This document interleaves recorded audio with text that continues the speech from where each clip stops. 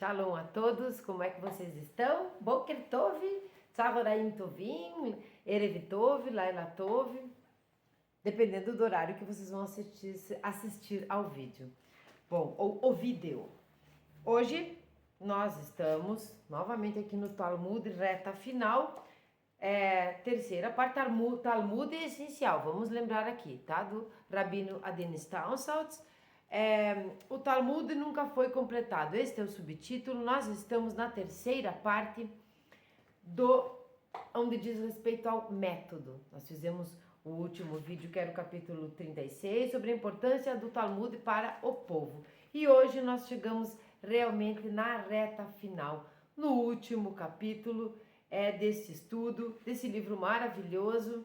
E eu estou de uma certa forma muito feliz, porque chegamos ao fim. Agora nós podemos nos aventurar a estudar, a ler, a abrir um Talmud sem medo, e começar a sabemos onde estão as coisas, conhecemos uma página, conhecemos o livro, sabemos sobre os métodos, o que pensavam os sábios, o que discutiam, sabemos o que encontrar dentro e sabemos como procurar, né? Eu acredito que vocês saibam. Então, por um lado eu estou muito feliz, por outro lado eu estou um pouco triste, porque chegamos na reta final realmente desta playlist do Talmud Essencial, e eu gostaria muito de saber o que vocês acharam desse ensinamento maravilhoso, deste rabino maravilhoso, moderno, que nos deixou há pouquíssimo tempo, de abençoada memória, Rabino Adenis Townsend. Então, o que nós vamos fazer hoje? Nós vamos ler o último capítulo. Quero reler não é um texto, mas é uma frase, é um parágrafo muito lindo que ele escreve no seu livro A Rosa das 13 Pétalas, que é um livro cabalístico. Nós vamos terminar o vídeo com essa mensagem tão importante do Rabino Adenis Townsend. Vamos arrumar aqui mais um pouquinho. Nós vamos ver agora então, o Talmud nunca foi completado. Desde o começo da playlist, lá no comecinho, né, lembrem-se que vocês estão aqui comigo, quem acompanha o canal, há mais de um ano estudando justamente este Talmud essencial. O Talmud que é o traduzido, né? O que pude fazer até então, porque não domino o hebraico, e muito menos o aramaico. Então, o Talmud, de uma maneira geral, vamos falar do Talmud, ele é essencial. O Talmud foi essencial, é essencial e sempre será essencial para nós conhecermos, para nós entendermos o que é que a Escritura quer dizer com determinadas coisas, ou quem sabe com tudo o que diz. O Talmud vem, nos traz para a realidade, para a vida prática. Não exatamente, nos dias de hoje ou não. Ele coloca de uma maneira que nós entendamos o que a Escritura quis dizer, para que se possa agir, para que se possa colocar a Alahá em prática, né? Julgarem como eles faziam, né? No Sanhedrin, como eles faziam, não só nos grandes tribunais, mas nas comunidades, nas congregações, para poder se entender mesmo. Né? O que a gente já repetiu aqui várias vezes, o que é o tefilim, mas como é que coloca, como é que faz, o que é isso, e outros preceitos que são às vezes, e por muitas vezes, ilógicos a grosso modo. Você precisa compreender. Então ele é essencial, porque ele é essencial para que nós conheçamos realmente a The Bible, e ali por diante ele é essencial para quê? Para que nós, se nós quisermos conhecer a Kabbalah, conhecer a mística, conhecer a literatura mesmo judaica, conhecermos a filosofia, nós precisamos entender que tudo veio dali, né? Que é sempre citado o Talmud. O Talmud é essencial no judaísmo. O Talmud é a espinha dorsal do judaísmo.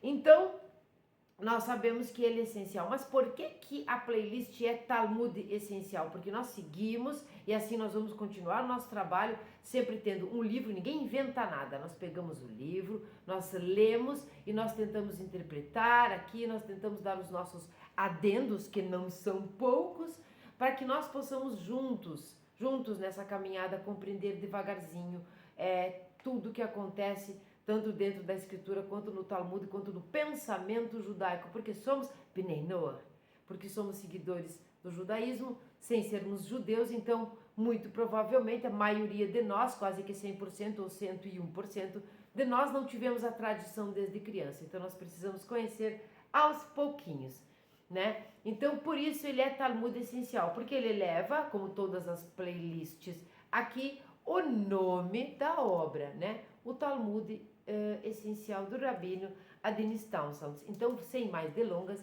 me desculpem pelas demoras e saibam que eu estou realmente muito feliz. Como esse é o último vídeo da playlist, eu gostaria, por demais, que vocês colocassem no comentário se foi importante, se fez diferença, não somente se fez sentido para você, porque é claro que faz sentido. Estudamos o Talmud essencial para sabermos o que tem dentro do Talmud, propriamente dito. Então eu quero saber se fez diferença para você. Se você começou a assistir a playlist e de repente percebeu, bom saber que Tosafot é isso, que é bom saber onde estão os comentários do Rashi, bom saber que esta é uma língua aramaica em letras hebraicas, bom saber que existem traduções, bom saber como é uma estrutura, o que posso encontrar dentro do Talmud e onde encontrar dentro do Talmud. Por favor, comentem aqui embaixo se agora você é uma pessoa mais segura para abrir os livraços e se deleitar e que realmente começar a se aprofundar no judaísmo para daí sim dar passos mais longos, mais largos. O Talmud nunca foi completado, capítulo 37, terceira parte sobre o método. Do ponto de vista estritamente histórico, o Talmud nunca foi completado. Eu amo escutar essa frase, ler esta frase. Do ponto de vista estritamente histórico, o Talmud nunca foi completado, nem oficialmente declarado como terminado, sem necessidade de material a ser-lhe adicionado. Em comparação, a Bíblia passou por várias fases de compilação e redação, mas foi finalmente completada e declarou-se categoricamente que não se lhe poderiam introduzir acréscimos. Fecha a conta, passa a régua, fecha a conta, não se acresce nada na Bíblia, não se tira nada da Bíblia, não se cai neste pecado horroroso e corriqueiro quando se fala de outras vertentes que se utilizam da Escritura. Nós não podemos nem adicionar e nem subtrair nada da Bíblia. Ela tem a sua redação, a sua compilação, a sua redação acabada. O Talmud não. O Talmud vai trabalhar. O Talmud é direito. O Talmud é dinâmico. O mesmo se diga da Mishnah em seu tempo. Mas, embora certa edição do Talmud seja considerada definitiva, lá em 500 da Era Comum terminou-se o Talmud. Embora seja considerada definitiva, esse fato não foi proclamado por uma declaração oficial ou reconhecimento público de que a obra chegara ao fim e se iniciava uma nova era. A edição final do Talmud pode ser comparada aos estágios de maturidade de um organismo vivo. O Talmud é vivo. Como uma árvore, ele chegou a uma forma que não é provável que se altere substancialmente, se bem que ela continue a viver, crescer e proliferar. Apesar de o organismo ter assumido sua forma final, ainda produz novos rebentos que retiram o sustento de suas raízes e continuam a crescer. São os estudantes, são os futuros eruditos, aos quais nós tanto falamos que é muito difícil dizer sou um erudito. Esse fato é mais importante para a nossa abordagem ao Talmud do que para a história. O princípio de que o Talmud é inacabado impõe um constante desafio a que se continue o trabalho de criação. Entenda aqui a criação. O que ele quer dizer com criação aqui? Não são novas leis, exatamente, mas são ramificações, aquilo podemos chamar de ramificações, são entendimentos que possam se adaptar ao quê? Aos dias de hoje. Eu pegar este entendimento, esta interpretação e colocar nos dias de hoje. Os dias de hoje são hoje, mas os dias de hoje serão o passado de amanhã. Então, isto é dinâmico e vivo. O princípio que o Talmud é inacabado impõe um constante desafio a que se continue o trabalho de criação. É neste sentido. Cabe a todo erudito acrescentar ao Talmud e contribuir para a obra, ainda que ela jamais possa ser finalmente completada, porque o ser humano é um ser dentro da sua completude, imperfeito dentro da sua perfeição, ele é incompleto. Nós somos incompletos. O Talmud foi redigido pelo Rav Ashi. Contudo, não é obra dele. Antes é um empreendimento coletivo de todo o povo judeu. Precisamente como não tem um protagonista, uma figura central que some todas as discussões e temas e os conclua, assim também continuou através dos séculos a ser parte de um constante processo criativo. Por isso é importante que nós tenhamos hoje segurança de abrirmos um Talmud e vermos que são discussões, que são várias pessoas ali, vários sábios falando e tentando dar não é um feedback, mas tentando dar uma compreensão final, sem conseguir, nada é final exatamente, mesmo que tenha virado alahá, pode se mudar, mas são discussões de vários sobre o mesmo tema. Muitos tentando resolver as mesmas questões. E todos utilizados. Lembram que nada é perdido ali. Um dos grandes comentadores talmúdicos, o Maharsha, terminava frequentemente seus comentários com a palavra Vedok. Continue a examinar a matéria. Por quê? Porque terminava ali o seu discurso, mas Vedok, continue. Continue a investigar e examinar a matéria. Essa exortação equivale a admitir explicitamente que o assunto não foi esgotado e que ainda há espaço para acréscimos e argumentos sobre a questão. Até certo ponto, todo o Talmud é aperfeiçoado por este Vedok, né? Por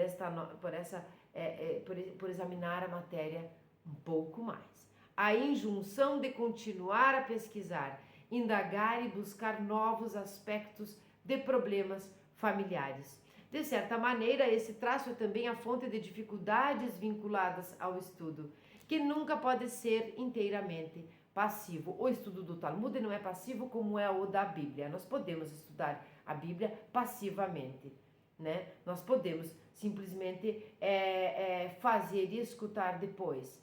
Nós podemos, mesmo que nós interpretemos ali o que está escrito na Bíblia, nós podemos ser passivos ali. Ela é uma grandíssima narrativa. Nós podemos, mas quando nós chegamos no Talmud, trazemos a matéria da Bíblia, que remete, né, à Torá. Vamos falar da Torá.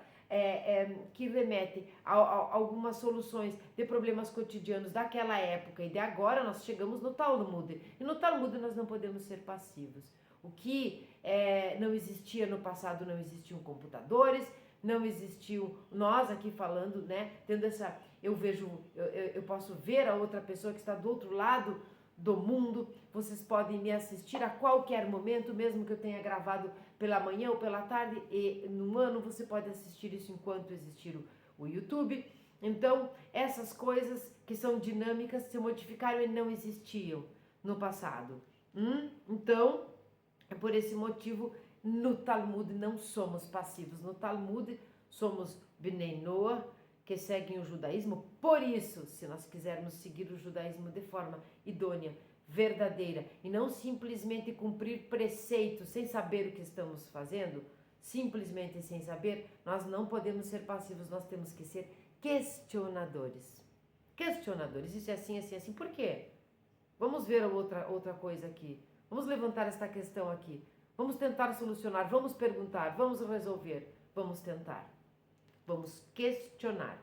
mas é também a fonte de grande fascinação do Talmud e de sua capacidade de cativar o estudante e fazê-lo integrar-se no mesmo. Não tem como não cativar o estudante. Eu quero muito que vocês tenham se sentido seguros até aqui. Abram um Talmud, porque vai existir conhecimento ali, você vai ter conhecimento, você vai ter muita curiosidade e vai dar largos sorrisos também.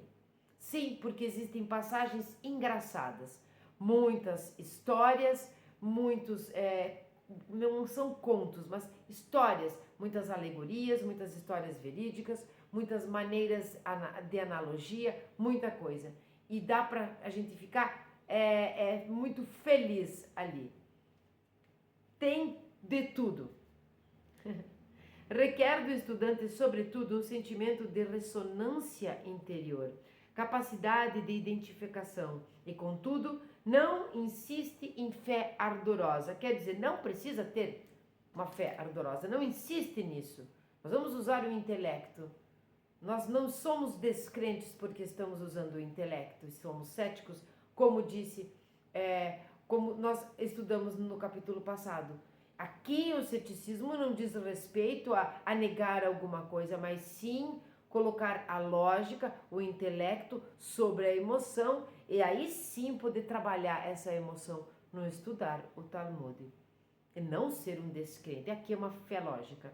São muito poucas as obras sagradas existentes que não exigem de quem as estuda a aceitação prévia de certos princípios. Se você chegou no Talmud, você já tem na sua mente aceitação prévia e irreversível da letra da lei da Torá e da veracidade. A Torá é a Torá de Hashem. O erudito talmúdico, entretanto, não é forçado a aceitar tudo o que encontra, e se prefere perguntar ou recorrer, isso lhe é permitido. Em verdade, é obrigado a fazê-lo. Então, às vezes acontece que as pessoas, mas os sábios disseram isso, disseram aquilo, tá no Talmud e pronto, ponto final. Não, Talmud não. Talmud é uma obrigação implícita e explícita de que você pergunte, indague e seja contrário a muitas ideias. Uns eram contrários aos outros. Aqui nós podemos crescer com o conteúdo o qual nós já acreditamos que é verdadeiro, que é a The Bible. Quase. Olha, percebe, estou aqui e não vou editar coisa nenhuma de vídeo. Eu ia tomar esta água sem fazer a bênção. Baruch Hashem, me perdoe, Senhor, e eu não tomei. Ainda bem, Baruch atah Adonai Eloheinu melech haolam, shekol niriad bidvaro.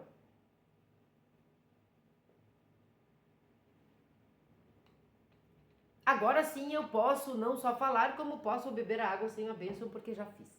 Quase não fiz. Erudição quantitativa. Subtítulo e, na verdade, o último subtítulo, já estou ficando triste. Bom, erudição quantitativa. Por outro lado, nenhuma outra obra requer tal erudição quantitativa da parte do estudante. Os sábios presumem que o estudante já é extremamente instruído, porque eles citam de outras fontes sem tomar em consideração o fato de que o estudante pode não estar ainda familiarizado com elas. Então, cita esta fonte, cita aquela fonte, mas talvez o estudante não esteja familiarizado com esta ou aquela fonte. Entende-se que quando você pega um Talmud na mão, você já passou por várias vezes na própria Bíblia. E algumas fontes aqui de eruditos, de sábios anteriores, que você vai podendo entender, compreender a explicação. Aqueles que explicam não só a Torá, mas aqueles que explicam o próprio Talmud. Né? Você pode encontrar o Maimônides, você pode encontrar muitos. Eu gosto do Maimônides, por isso citei ele. Bom, já foi dito que o Talmud não é um livro de estudo esquemático, organizado, mas essencialmente uma imitação da vida. Isso é espetacular. Na verdade, uma fatia da vida. Como tal, não começa para o homem algum em um ponto inicial. Não, você não começa assim. Vamos começar pelo primeiro tratado que foi colocado ali no Talmud. Primeiro tratado, agora nós terminamos este primeiro tratado, nós vamos ler o segundo, estudar o segundo. Não, uma imitação da vida. Na verdade, uma fatia dela. Como tal, não começa para o homem algum em um ponto inicial. Quando alguém principia a estudar o Talmud, sempre se encontra em pleno meio das coisas. Não importa o ponto em que dê a partida. Por isso nós encontramos no Talmud sobre um assunto determinado, em um tratado determinado, e em um outro tratado, de outro tratado com outro título, outro assunto, nós encontramos às vezes questões ou sobre aquele assunto que está no outro tratado. Sobre o mesmo assunto em vários tratados. Só através do estudo e da combinação dos fatos pode chegar à capacidade de entender. E, em geral, quanto mais estuda, melhor entende o que já estudou. Aqui, quanto mais estuda, melhor entende o que já estudou. Melhor entende o que já estudou, mas eu vou dar um alerta. Mais nós compreendemos, graças a Deus caímos na real, nós compreendemos que sabemos pouco, perto do que podemos saber. Então nós conseguimos ver quando repetimos o estudo de determinado tratado, de determinado assunto, de determinada questão e discussão, cada vez nós percebemos que entendemos mais sobre aquela questão e que sabemos muito pouco sobre o todo. Bom, sua compreensão torna-se cada vez mais profunda à medida que lê e relê atentamente o material. Se você pegar o Talmud e ler duas questões ali, duas questõezinhas, duas controvérsias. Tá lido. Amanhã você nem sabe o que leu. Talvez daqui umas horas você já não sabe, daqui minutos. Então você vai reler. Mesmo que você leia e releia e estude, você precisa estar concentrado, né? Concentrado, tratando de forma atenta esse material. Um par de eruditos que estudou certo tratado complexo uma geração atrás examinou-o meticulosamente 40 vezes e declarou que só na 41ª vez sentiram que estavam começando a entendê-lo. Entenderam? Olha a redundância. Começando a entender. Entenderam? Como nós podemos decorar coisas sem entender nada? O perigo que é de nós passarmos adiante isso e muitas pessoas acreditarem. Vocês estão entendendo que não só a playlist, como este livro, como o próprio, todo o Talmud é um alerta para o fake news? É um alerta? Nós não entendemos? Vou ler aqui novamente. Um par, né? De eruditos que estudou certo tratado complexo uma geração atrás, e ele é moderno aqui, então uma geração atrás. Uma geração atrás examinou este tratado complexo meticulosamente, quer dizer, foi meticuloso, questionou o material, mas ficou atento e concentrado ao estudar, estudou meticulosamente 40 vezes e declarou que só na 41ª vez sentiram que estavam começando a entendê-lo. Eles estavam começando a entendê-lo na 41ª vez. Essa convicção não é um reflexo de humildade excessiva, nem se relaciona com a complexidade da questão, mas baseia-se no fato de que toda vez que um assunto é estudado, ele adquire novas dimensões para o estudante. Aqui é bem importante um adendozinho que este ano é muito importante. Nós estamos terminando aqui esse estudo de como conhecermos, o que fazermos quando abrirmos um Talmud. Sabemos de como ele é vivo, de como ele é inacabado, de como ele nos incita à questão, né, a questionarmos. Vamos nos lembrar que terminamos Simchat Torah e que nesse momento nós estamos passando realmente por momentos difíceis, tanto os judeus quanto o Bnei Noach, porque seguindo o judaísmo nós sentimos a mesma coisa. Então nós sabemos que nesta data, lá no ano passado, né, em 2023, nós tivemos aqueles ataques e tudo mais. Isto continua, isto não terminou. E Simchat Torá deste ano, que significa não somente essa festa toda, esse dia diferenciado, né, que vem ali em Shemini Atzeret, e daí entramos em Simchat Torá, mas que também, né, o final de Sukkot, toda essa gratidão e esse contentamento que chega em Simchat Torá, nós também terminamos o nosso estudo anual da Torá. Nós terminamos este ciclo. E aí nós dizemos assim, já sei tudo, não preciso mais. Agora eu vou fazer outra coisa, eu vou estudar outras vertentes, eu vou estudar outras religiões e filosofias. Nananina, não. Agora nós nos sentamos e começamos tudo de novo.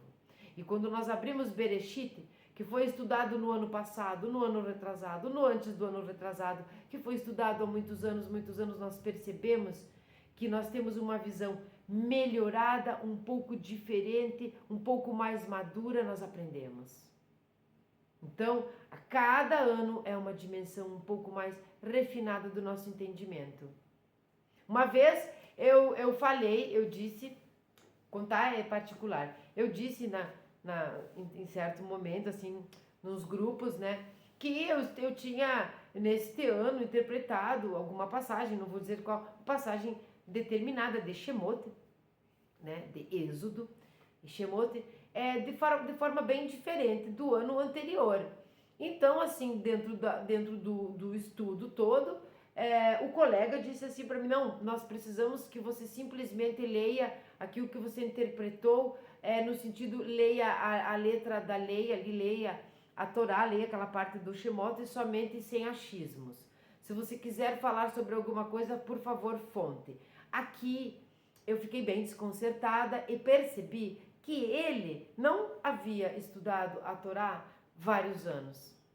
Ele estava pela primeira vez em Shemot. Então ele não tinha compreendido ainda que nós citamos as fontes de onde nós tiramos, isso é extremamente importante, está em Pirkei Avot, é uma obrigação citar as fontes, é um mérito nosso citar as fontes, mas que quando nós estamos interpretando, quando nós estamos tentando entender, nós não só podemos, como devemos dizer o que é que nós entendemos. Mediante aquele ou aquele outro sábio, mediante a The Bible. Então você lê Shemot, você estuda Shemot, você lê o que os sábios disseram e pensaram sobre aquela passagem, aquela paraxá determinada, mas aí você não é um ser ignorante, não vou falar burro, não é um ser ignorante, você não está morto, você está vivo, você quer ser um estudante do Talmud, então você vai sim ver de uma maneira um pouco melhorada ou diferenciada e você precisa falar. E você precisa interpretar diferente. O que está escrito ali não se muda. A sua interpretação, ela é livre desde que ela não contradiga o que está escrito ali. Por isso o Talmud vem e nos dá a liberdade de questionar e crescer. E crescer. Senão, não há crescimento. E eu percebi isso. Então, como eu estava dizendo, nós terminamos, nós recomeçamos agora e nós vamos perceber que quem estudou, quem fez aqui a playlist, ou comprou o livro, estudou o Talmud essencial, se sentiu seguro, colocou a mão no bolso, comprou um Talmud, um tratado apenas, enfim, está se engajando bem, vai compreender que nessa nossa reentrada no estudo anual da Torá, você já vai estar com a sua cabeça um pouco diferente, um pouco mais aberta.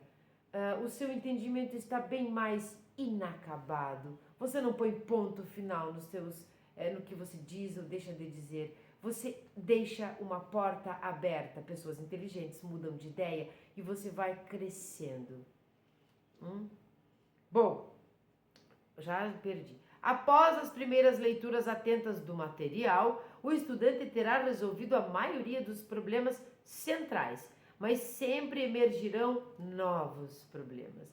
De modo geral, o estudo talmúdico não se restringe a um aspecto do tema, nem é um círculo fechado.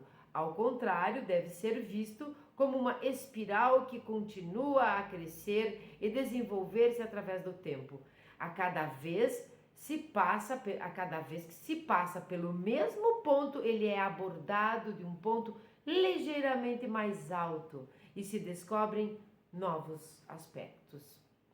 Nos 2 milênios de existência do Talmud, muitos milhares de sábios se ocuparam com a literatura talmúdica e as melhores forças intelectuais do povo judeu dedicaram com grande perseverança suas vidas à cultura talmúdica.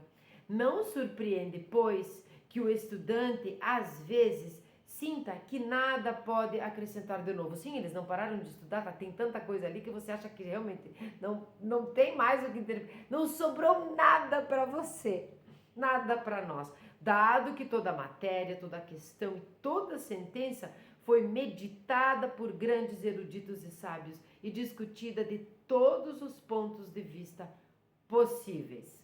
Não obstante, o Talmud ainda não foi completado. A cada dia, a cada hora, os doutos encontram novos temas de estudo e novos pontos de vista. Nem todo estudante é capaz de construir seus próprios sistemas, mas o indivíduo, de seu próprio ponto de vista peculiar e pessoal, ainda é capaz de ver certo detalhe, por pequeno que seja, sob uma nova luz. Surpreendentemente, isto acontece. É só colocar pessoas reunidas estudando o mesmo assunto, com o mesmo foco e o mesmo objetivo. Você acha que isto será maçante e tedioso? Pelo contrário, você vai ler, você vai interpretar, a outra pessoa vai ler e vai interpretar, às vezes e não raras vezes, completamente diferente de você. E os dois se somam. Você vê que nada se perde. Bom, o Talmud, que é uma compilação dos esforços de muitas gerações, repassada e reescrita com precisão extremada e que tem sido estudado por dezenas de milhares de eruditos, ainda constitui um permanente desafio. Sobre o versículo, eu vi um fim de todo propósito. Os sábios disseram, tudo tem seus confins, até o céu e a terra têm fronteiras, só a Torá não tem limites. Maravilhoso, não é mesmo? Ele termina com chave de ouro. Tudo tem seus confins, até o céu e a terra têm fronteiras, só a Torá não tem limites. Então, este foi o capítulo 37 da terceira parte do Talmud essencial, que diz respeito ao método, o nosso último capítulo do nosso estudo maravilhoso do Talmud. Eu estou muito feliz por estar aqui, por ter terminado este trabalho, que às vezes não deu muito certo um vídeo, deu um problema de áudio aqui e ali, mas aqui nós ficamos sem cessar, sem parar de estudar, sem desistir, nós chegamos ao fim do Talmud essencial. Então, aqui no final, deixa eu mostrar para vocês, aqui estão no final, no apêndice do Talmud essencial, nós temos, olha só, não é aqui a parte não é da cronologia, mas ó, tratado, número de capítulos da Mishnah, número de folhas do Talmud Bavli, todos os quantos capítulos, quanto número de capítulos, quantas folhas, tudo determinado aqui. Não estão todos traduzidos para o português, mas nós já temos uma grande coisa, né? Vamos pegar aqui agora, como eu disse para vocês, vamos pegar tá? Vamos pegar um Talmud aqui do Beit Chabad, né, que foi traduzido em português, que nós temos esta chance. Vamos abrir aqui, como eu disse para vocês que nós iríamos. Eu vou pedir aqui realmente que, como eu não olhei, que a Hashem me ilumine este trabalho e que nós possamos, que eu possa ler alguma coisa que realmente vocês compreendam que tipo de trabalho se trata o Talmud. começar assim aleatoriamente. Por exemplo, vamos, então, como eu disse, pegar aleatoriamente. Nós estamos no volume aqui, no capítulo 1 ao 3, no Talmud Bavli, tá? De Brahot, tá? Brahot. Vamos simplesmente abrir no comecinho, algumas páginas. O que significa o que está escrito? Eu, porém, faço a minha oração a ti, eterno, numa hora de aceitação. Ratzon, né? Terrilim 69:14 tem um ponto de interrogação. Pois transparece do versículo que existe uma hora mais querida do que as outras para fazer a reza? E quando é essa hora de aceitação, querida por Deus? Olha uma questão. Parece que não interessa, né? Não tem importância. Assim, o que tem que ver? O horário que vai ou não vai rezar? Você vai ser aceito melhor ou não? Continua. Na hora em que a congregação está rezando. Esta é a melhor hora. Ou seja, no horário em que o Minyan reza, né? Aquele quórum dos 10 homens na sinagoga. Por esse motivo, Rabi Yitzhak advertiu o Rav Nachman que procurasse rezar na mesma hora que a congregação reza na sinagoga. A Guimará menciona outras provas trazidas pelos sábios a respeito da importância de rezar no mesmo momento que a congregação. E aí vai. Rabi Yossi, filho de Rabi Haniná, lembram? Disse: aprendo isso daqui. Assim diz o Eterno, em hora de aceitação, et ratzon, te ouvi. Está em Yeshayahu 49:8. Rabi Aha, filho de Rabi Haniná, disse: aprendo daqui. Eis que Deus é muito grande, contudo a ninguém despreza. Percebem? Perceberam? Ou seja, Deus não despreza a reza de um público grande. E está escrito: livrou em paz minha alma da peleja que havia contra mim, pois havia muitos comigo. Está em Terrilim 55:19. Isto é, quando há muitos comigo rezando, a reza é aceita. Então, e eles continuam. Assim também ensina Braitá. Rabi Natan diz: de onde sabemos que o Santíssimo Bendito seja não despreza a reza feita por um coletivo? Pois está escrito: eis que Deus é muito grande, contudo, e assim continua. E você vai encontrar aqui, eu não vou ler muito mais, você vai encontrar aqui aquele que diz que você pode estar sozinho e aceita a sua reza. Você pode estar em 2 pessoas e aceita a sua reza. E você pode isso, e você pode aquilo, e este é o Talmud, olha só, este é o Talmud, esta réplica da página, na tradução muito bem feita, com muitas notas de rodapé que nos faz com que nós entendamos mais ainda, porque não é fácil, muito menos para nós que não temos a tradição, enfim. Entenderam a grandeza do Talmud? Aí ele vai lá, vai dizer, eu encontrei em tal lugar, fonte do Terrilim, não sei o que a reza é importante quando tem um minyan de, pelo menos, né, 10 homens na sinagoga. Aí vai outro lá e diz, não, mas e se tiver só uma pessoa, e se estiver em casa, a reza não vai ser aceita? E se a reza for feita por mulheres que não estão na sinagoga? E assim vai. E assim vai. Então nós chegamos aqui no final do Talmud Essencial. Espero que vocês tenham gostado.